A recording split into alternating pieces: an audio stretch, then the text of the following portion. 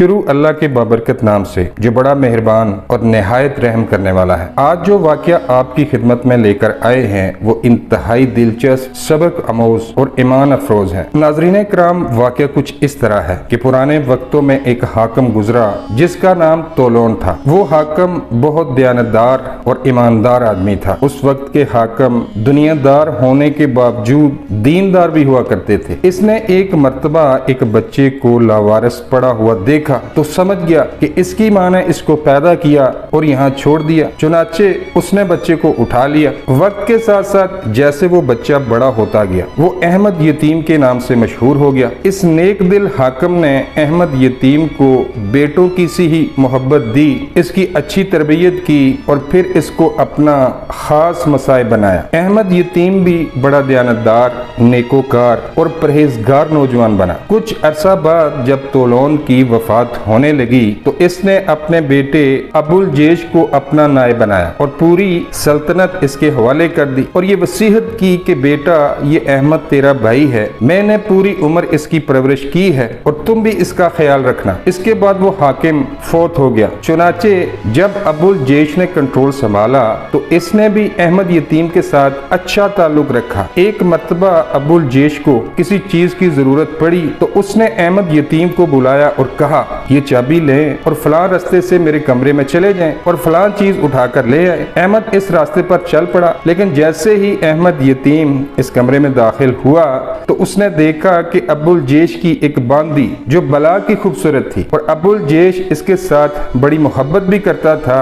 وہ باندی اس وقت اس کمرے میں کسی خادم کے ساتھ زنا کی مرتکب ہو رہی تھی۔ اس باندی کو توقع ہی نہیں تھی کہ دن کے وقت بھی اس ویران کمرے میں کوئی آ سکتا ہے۔ جیسے ہی احمد نے دروازہ کھولا اور یہ سارا منظر دیکھا تو وہ خادم بھاگ گیا جس کے ساتھ وہ بدکاری کر رہی تھی۔ جب اس عورت نے احمد یتیم کو دیکھا تو اسے اپنے چکر میں پھنسانے لگی، اس کی منت سماجت کرنے لگی کہ تم بھی میرے ساتھ وہی کام کرو جو وہ شخص کر رہا تھا۔ لیکن احمد کے دل میں نیکی تھی اور اس نے کہا میں ہرگز ایسا نہیں کر سکتا۔ سبحان اللہ، نیک لوگوں کا یہی دستور رہا ہے۔ چنانچہ احمد یتیم اس بدکار عورت کے چنگل سے نکل گیا اور وہ چیز اٹھا کر اس کمرے سے واپس آ گیا اور اب اس باندی کے دل میں یہ بات کھٹک گئی کہ اگر اس نے جا کر میری شکایت لگا دی اور حقیقت بتا دی تو ابو الجیش مجھے قتل کر دے گا۔ لیکن احمد نے اس کی پردہ پوشی کی اور آ کر وہ چیز ابو الجیش کو دے دی اور بات گول کر دی۔ ابو الجیش نے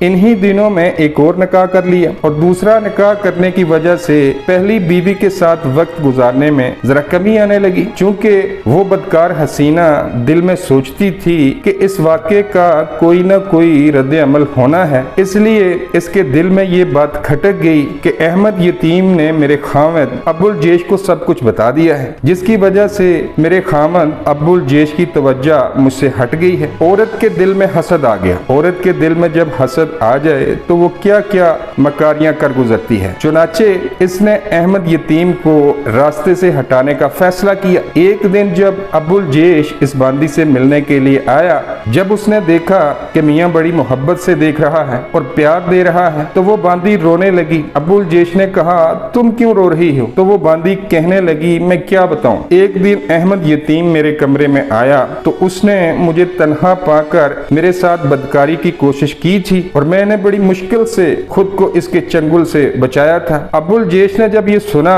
تو اسے یاد آیا کہ ہاں ایک مرتبہ میں نے احمد کو دن کے وقت چابی دے کر اس کمرے میں بھیجا تھا تو اس وقت احمد نے میرے حرم کے ساتھ خیانت کرنے کی کوشش کی ہوگی۔ یہ سوچ کر ابو الجیش کی آنکھوں میں خون اتر آیا، یہ کتنا نمک حرام اور خائن شخص ہے۔ اس نے اسی وقت نیت کر لی کہ میں احمد یتیم کو قتل کروا دیتا ہوں۔ چنانچہ جب وہ دربار میں آیا اس نے اپنے ایک خاص بندے کو بلایا اور اسے کہا میں ایک آدمی کو برتن دے کر آپ کے پاس بھیجوں گا اور وہ آپ کو میرا پیغام دے گا کہ اس برتن کو کستوری سے بھر دو۔ آپ کو یہ کام کرنا ہے کہ جو بندہ وہ برتن لے کر آپ کے پاس آئے گا آپ اس کو قتل کر کے اس کا سر اس برتن میں ڈال کر لے آنا۔ پھر اس نے احمد یتیم کو بلایا اور اس کے ساتھ باتیں کرنا شروع کر دی۔ جب اس کا غصہ تھوڑا ٹھنڈا ہوا تو اس نے احمد یتیم کو وہ برتن دیا اور کہنے لگا آپ فلاں بندے کے پاس جائیں اور اسے کہیں کہ اسے کستوری سے بھر دے۔ احمد یتیم کو تو कुछ पता ही नहीं था। अहमद यतीम ये बर्तन लेकर कुछ आगे गया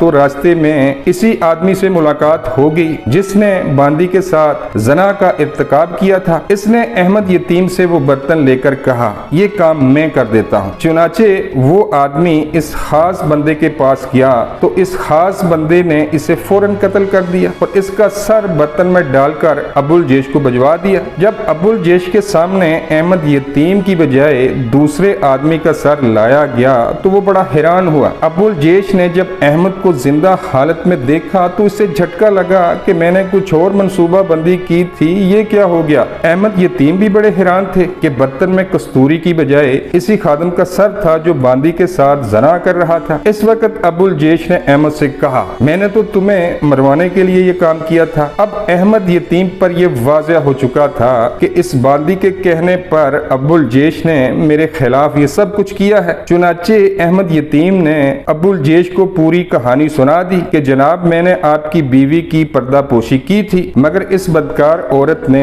मुझे रास्ते से हटाने के लिए आपको मेरे खिलाफ भड़काया और कुदरतन वही बंदा मरा जो इसके साथ जना कर रहा था। जब अबुल जेश को सारी हकीकत का पता चला तो इसने अपनी बीवी यानी कि बांदी को गिरफ्तार करा लिया। जब बांदी से पूछा गया तो उसने अपने गुनाह का इकरार कर लिया और बाद में अबुल जेश ने इस बांदी को कत्ल करवा दिया। अब अबुल जेश की नजर में अहमद यतीम की कदर मंजिलत और भी बढ़ गई थी और इसने वसीयत की कि मेरे मरने के बाद इनको बादशाह बनाया जाए। अल्लाह अकबर। देखिए कि जिसके अंदर इखलास था अल्लाह रब्बुल इज्जत ने उसे बचा लिया और बदकिरदार खाइन लोग अपने अंजाम को पहुंच गए। लिहाजा ये दस्तूर जहन में रख लें कि मुखलिस बंदा जब भी किसी के लिए कदम उठाता है अल्लाह रब्बुल इज्जत हमेशा उस बंदे को सुरखरू फरमाते हैं।